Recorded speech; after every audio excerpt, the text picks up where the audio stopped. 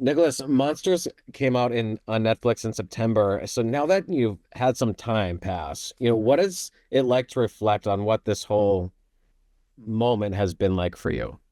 I think when I look back on this, I'll just remember it as being one of the most special times in my entire life. Every actor dreams of having the opportunity to do a project like this that allows you to immerse yourself in a world like the '80s. To work with challenging actors like Cooper and not that they were challenging, but just that they brought so much to their roles that they're such talented people. Javier, Chloe, just the fact that I had this opportunity, it's just I just feel so grateful, and I think that that's probably the key takeaway for me from this. What was that first day on set like when you're meeting these new act? I mean, do you get nerves or is there excitement when you're working with new actors you haven't before? Yeah, I mean, like what I knew of Javier was No Country for Old Men, right? So like I'm going into this expecting the scariest person of all time, and then I was very, very pleasantly surprised when he came in, he gave everybody a big hug. He was super personable. He was really just kind of like an actor's actor. You know what I mean when I say that? He's like the kind of guy you want to work with because he's willing to try a bunch of different things, and he wanted to have all the detailed creative conversations with us and with Ryan, and yeah, it was awesome. So you kind of have like these preconceived notions of like what it's going to be like to work with people based on prior work that you may have seen. Um, but the first day is usually a really pleasant one, because everyone, at least on this project, was super cool. And yeah, I really enjoyed working with everyone and getting to meet all these different folks. Do you remember what your first audition scene was from the show? I do. It was the first scene of the show. It's that scene in the limo with Cooper and myself as we're on our way to the DGA. What were your thoughts on Lyle as you began preparing for the role? What was that preparation like to play someone who was on the news? So, and there's so much footage of.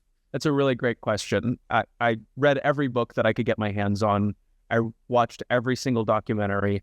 One of the interesting challenges is that the vast majority of the footage of these brothers is from the court TV footage, right? And so the way that people behave when they're on trial for their lives is very different than they behave when they're just out in the world, right? Because you're being judged by a jury of one's own peers for, potentially going to prison for the rest of your life. That was difficult for me in that I had to sort of a lot of our show takes place outside of the courtroom as well, like you do get those moments on the stand, and it was nice that I had a direct reference for that, and I tried to match that emotionally in what way I could as an actor. But I had to bring a lot of my own interpretation to this project in the sense that I had to talk to people in Los Angeles and figure out what they thought of Lyle, people who had met him. I had to read these books. I had to kind of sift through a lot of primary and secondary research so that I could make solid, educated guesses about who he was outside of the courtroom. Did you get a lot of perspectives, and did that help you to place this character in which we see so many perspectives? Because there are different episodes where it does feel like, you know, this is this person's interpretation of Lyle, and this is this person's. Yeah, I think one of the interesting things about being an actor in LA playing this part is that the Menendez family was steeped in the infrastructure of the entertainment industry, right? Uh, Jose Menendez was a record label executive, and a very, very successful and well-known one. So they're plugged into the entertainment industry here, and there are a lot of people, still alive and working today who interfaced with them or have some story about that family in some way, shape, or form. So just kind of walking around town and meeting people and telling them what I was working on, the most random stories would come up, about these guys and different people's, people who went to high school with them or knew their dad. So it's pretty wild. One of the episodes I want to highlight is episode 7, because in that episode, it doesn't show Lyle necessarily in the best light. You know, he's asking his friends, make up stories, tell them you had this memory. You know, what do you remember about that episode and, you know, sort of taking this more sinister approach? So I personally wouldn't describe it as a sinister approach. If it has that color, then I think that that can be attributed to the scripts, right? Like ultimately, like I have to follow dramaturgically what's set forward to me in the script. But then there are also like that wasn't just pulled out of thin air. You know what I mean? Like, and there were actual accounts to back up those scenes. I think the last time that we spoke, we talked a little bit about a big part of my approach to Lyle was mask work and how fundamentally I believed that Lyle was stunted as an 8, 9, or 10-year-old boy who had been sexually abused. And what happens when a 10-year-old boy feels the need to behave like his dad? You know what I mean? Like a record label executive. And I think that that's a really, really, really hard, heart-wrenching position to be in. And so when I think about episode 7, I think about getting up there on the stand and letting that mask fall in front of not just your brother, not just your attorneys, not just the jury, but the whole world. And it's a revelatory experience. You know, he's revealing something truthful and intimate about himself. And it's actually one of the rare times in the entire series where we see the mask come off. But yeah, that's what comes to mind when I think of that episode. He raped me. Did you cry?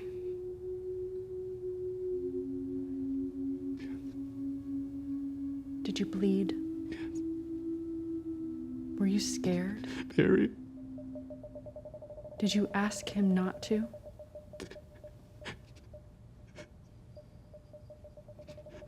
I said that I did. I'm sorry.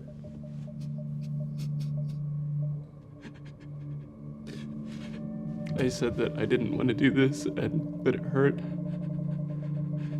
And he said that he didn't mean to hurt me and that he loved me. How much did you study that courtroom scene? And when you're looking at it as an actor, are you like, okay, I have to get it exactly right? Or are you like, oh, I want to just bring my own perspective? What is it like to act out something that there is so much footage of? That's an awesome question. The reality is that what it ends up being is a solid mix of both. By the time we got around to filming that, I had watched that court TV footage hundreds, if not thousands of times, that specific testimony over and over and over again, where he breaks down. There was a version of it that was locked in my mind, you know, and I knew the quote unquote choreography, so to speak, but every actor has like their own meanings and their own triggers and their own emotional life that they're bringing to a piece. And I didn't want it to look like just choreography. You know what I mean? Like I wanted it to look like I was living through something, you know? So when you watch the tape back, and if you're to put them side by side, I think that you would find some pretty striking similarities. But then I think that you would also see that it's not exactly the same. And it's because more than anything else, more than trying to hit like a beat or trying to hit a certain movement that maybe he does, I want the underlying emotional truth of that moment to come through more than anything. That's top priority. If I don't have that, then I don't have a scene. I mean, it gets emotional as well. I mean, the tears are pouring down your face. You know, what is the key to getting the tears to come out of your face that easy? Like, is crying easy for you? I don't know what I can attribute it to more than just being present, not just with the moment and with your scene partner, but with what you're saying and the reality of what you're saying, right? Because what he's describing is so awful, right? It's so tragic. It's so gut-wrenching. And then to experience it and relive it in the first person, I create these memories in my mind, right? And so like when I'm talking about all of these things, you know, I have memories that I'm referring to that feel very real to me, and they feel very real to my central nervous system. And so to a certain extent, while I'm acting, my body doesn't even know the difference. There's moments in this episode where his own lawyers don't believe him. I mean, Leslie is very skeptical of his stories, and she's like, I don't feel any emotion from you when you're talking.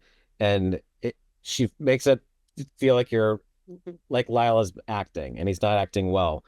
What is it like to be an actor playing someone acting not well? The truth is that, like, I think that, I don't know, there's a lot of actors who will tell you either got it or you don't. I can think back to, acting classes 6 or 7 years ago where I would make like really, really novice mistakes, or like maybe I had, an idea of how to approach acting, but that probably was not the right idea. So I remember falling on my face quite a few times. And I remember sort of some of the pitfalls that you can fall into as a new actor. And so I think I probably just reverted back to doing some of those things. You know what I mean? The quote unquote like bad acting mistakes. The real trick is that, like, you're not trying to act badly, you're just acting badly, but you're trying to do a good job. Right. So it's a little bit of a mind game to wrap your head around. A character like this, especially in that courtroom scene, which is so emotional, what kind of toll does that take on you emotionally? Are you the kind of person who can cut things off when the director yells cut, or do you hold on to things? Because I've heard actors go both ways. It really depends, man. Like, sometimes a scene that I didn't expect to hit me super hard will hit me really hard, and I kind of have a tough time shaking it off. Sometimes it'll hit me hard, but it won't happen until like 2 days later. You know what I mean? Like, I'll film something, and then I'm like, I will be talking, and someone will say something, and I'll be like, oh, whoa, where did that come from? And sometimes it's just like on-off switch. Let's move on. I know we have a whole list of things that we have to accomplish today. And for me, there's really no way to predict it. You'd look at a script and you'd say, oh, well, this one is going to be the one that's really going to take you out. And sometimes it's not that, man. Sometimes those really tend to be the easiest because you prepare for them. But it's the ones that like are somehow sneaky. I'm like, how did this slip through the cracks? That they end up messing you up sometimes. And on a serious note, I mean, this series really shined a light not only on this case, but male victims of sexual abuse. So what has it been like, wrapping this up and being part of a sensitive but important topic now that this has broadened that? I think that its importance can't be understated. I think that Ryan Murphy has a really brilliant gift for exploring things that our culture views as taboo, and doesn't really want to take a look at.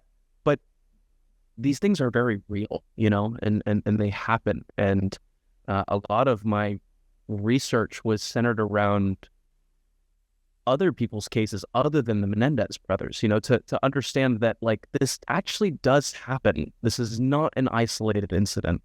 And so it's important for people to be educated on, that it does happen, and that there are signs. And if someone is saying that they're going through something like this, then it's worth a listen, and it's worth your time and attention and care. Do you have a favorite scene or a memory that you're like, that's, one memory I'm going to hold on to? I would say that the wig fitting scene with Javier was probably one that I'll hold on to.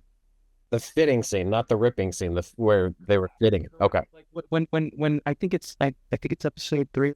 He's but yeah, Lyle's getting fit for the wig, and he's standing next to me, and he's trying to tell me how handsome it looks, and like it just, there's so much I remember there was so much happening there for me in that moment of what that wig was and what that meant to me, and my hesitancy about it, like the way that I just hated what I looked like with that on, and how I didn't want to be seen as the guy who walks around wearing a wig. And I felt like my blood boil. But then to have to remain as calm as you can, and almost like I felt Lyle's soul die a little bit, because he doesn't speak up, and he allows himself to be literally and figuratively covered by his father's wishes. And it was a powerful scene for me, and it's one that like I really remember feeling very close to Javier in that moment. It's a good list. When did you get the acting bug? When did you know, okay, I have to do this? I think I was probably around 16. So at this point, I was in high school. I was on my school's speech and debate team. And I'm not sure how much you know about the speech and debate world, but it's kind of like it can be thought of, or I've told people it's like competitive acting. You go from school to school to school to school, and you can compete in various events, and you create a 10-minute speech, but it's more or less just like a 10-minute one-person play. And that was sort of like me dipping my toe in the water of acting. And then the guy who ran that program, he took over for the drama department, and that's when I started doing theater in high school. And then I just fell down the rabbit hole from there. The last time we spoke, you had mentioned this leather Versace jacket that you took from wardrobe, and you said you tried to wear it a couple times, but it didn't work out, and people want to know, has the Versace jacket been used yet? I'm pretty sure it has. Yeah. It's gonna have to disappear for a few months because it's starting to get to feel like summer weather in Los Angeles, and it's way too hot to wear that jacket. But yeah, I think I broke it out a couple times, man. It was it's a cool jacket. I'm so thankful. Wardrobe on that show was so. Can we talk about it? They were Go ahead. I would love to hear more. Dude, they were so remarkable. I mean, like, so detailed from my first fitting. Like, they just really got it right. Because I think there's a way to do the 80s in like a costumey sort of way. And then there's a way to like really sink your teeth into the 80s in like a real way that feels like it's driven by like just style, man, like sex and style. And I felt like the costumers, like they really hit it. And they let us, say what we thought too, which was also very cool and doesn't always happen. Yeah, the unsung heroes below the line. I mean, the costumes, the music in the show was incredible. Music, it's crazy. Music is so good. I mean, from that first, like, when they step out at the DGA and then you just hear that, whoa, I mean, it's such a full and expansive sound. When we went to the premiere at the Egyptian and I could hear the sound of the show on those big speakers, I just about lost my mind. What did you think about when you saw the show back? Well, did anything surprise you visually? Speaking of, below the line and cinematography and all of that. So seeing it all come together is pretty wild, right? Because I had seen stills. It's funny, we were actually printing out stills from the show, someone was, and putting them up in the makeup trailer so that we could kind of see in pictures what the show was going to look like when it came together. So we had like some idea what it would look like, but not really a full picture. But watching it for the first time, you were a little bit surprised by how it flows, right? Because the whole time you're sort of using the movie in your mind. You read the script, you're doing it in rehearsals, and you sort of have this idea, right, of what it's going to be. And then the first time you watch it, I think this is probably true of any movie or series that I'll do from now until the rest of until I die, is it's always going to surprise me.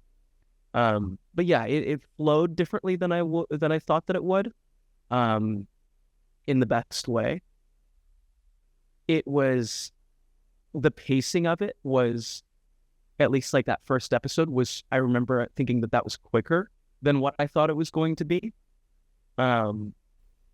Yeah, there were like a lot of like small nuances that I was just like, oh, that is a little bit different than the way that I saw it in my mind. But it was just cool watching it, knowing I'm like, okay, well, this is Ryan's vision. This is Carl Franklin's vision. This is Alexis Martin Woodall's like, this is everyone's vision come together, and this is what we have. And that's just such a special feeling, especially after you've worked on it for 6 months.